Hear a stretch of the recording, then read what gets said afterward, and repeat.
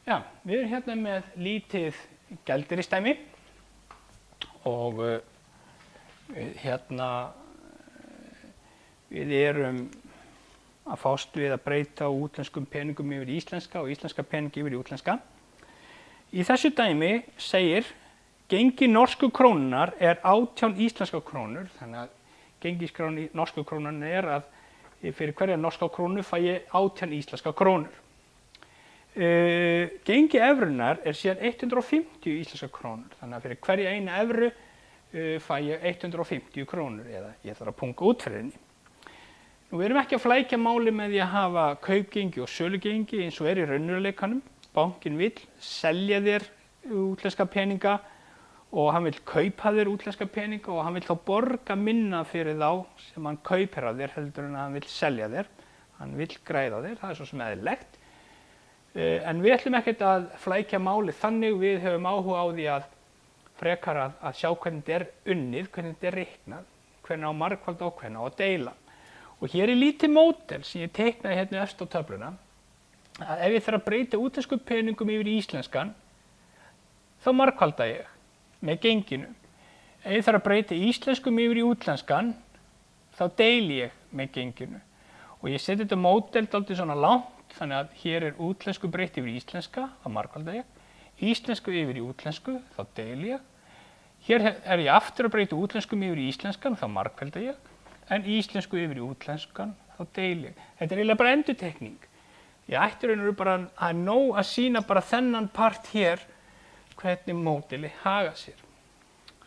Og í þessu dæmi, þá er þetta skipt í A-lið, B-lið og C-lið, þá spyr hann hérna í A-lið, hvað fást margar norskar krónur fyrir 27.000 íslenskar krónur? Ok, ég er þá með 27.000 íslenskar krónur og ég þarf að breyta því yfir í útlenskar. Samkvæmt módelinu þá á ég að deila hérna með genginu. Þannig að ég tek 27 kallinn og deili með 18.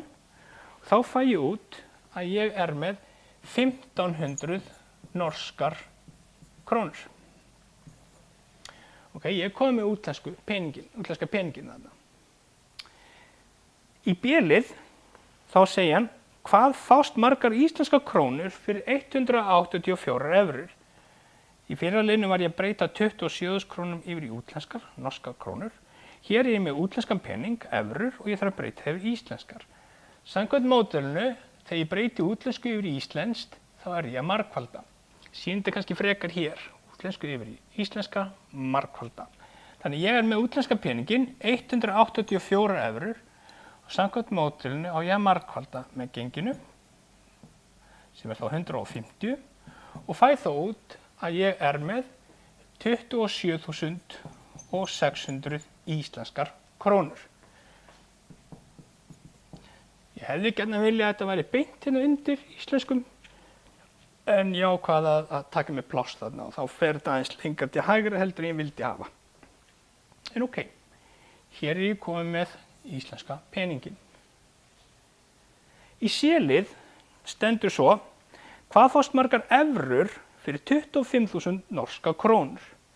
Ég er sem sagt með norska krónur, útlenskan pening og ég finna út hversu mikið ég er með í einhverjum öðrum útlenskum pening. Ég þarf þá eiginlega að breyta útlenska peningnum yfir í íslenskar og svo aftur íslenskum yfir í útlenskar. Ég er það með 25.000 evrur, 25.000 norskar krónur og ég þarf að breyta því yfir í íslenskar. Þá margfalda ég með genginu, sinnum 18, fæ þó út að íslenski peningurinn er 450.000 krónur. Ok, ég ætla að breyta þá þessum 450 skalli yfir í evrur. Og samkvæmt módelinu að breyta íslensku yfir í útlenska, þá er ég að fara að deila.